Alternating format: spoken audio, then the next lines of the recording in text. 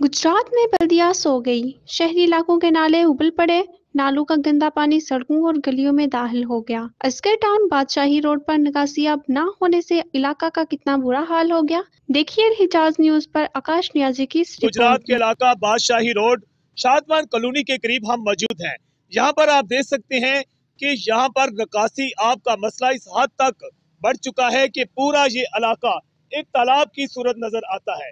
यहाँ पर ये नदी नाले आप देखें कि मुकम्मल तौर पर ऐसा लगता है कि काफी अरसा से यहाँ पर कोई सफाई करने वाला अभी तक नहीं पहुंचा है। चाहे वो नालियां हों चाहे वो नाले हों, मुकम्मल तौर पर भर चुके हैं। और इसके साथ साथ ये पूरा एक एरिया जो है ये भी गंदे पानी से, जो एक प्लाट है ये कई कई फुट यहाँ पर जो है पानी खड़ा हो चुका है। हम आपको दिखाते हैं कि यहाँ पर आप देखें कि ये आपको प्लाट दिखाया जा रहा है। इस प्लाट में कई कई फुट जो है गंदा पानी बारिश का और खास तौर पर नदी नालों का यहाँ पर मौजूद है। और ये एक जो कोठी है इसके सामने छोटा एक नाला था, ये इस कदर बढ़ चुका है कि कोठी के अंदर भी पानी दाखिल हो चुका है।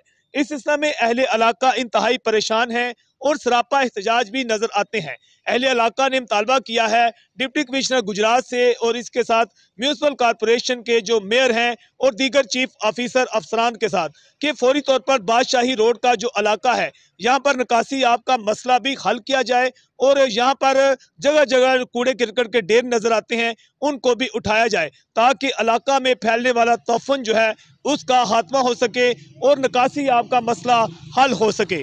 अल हिजाज न्यूज से मैं हूँ आकाश नियाज।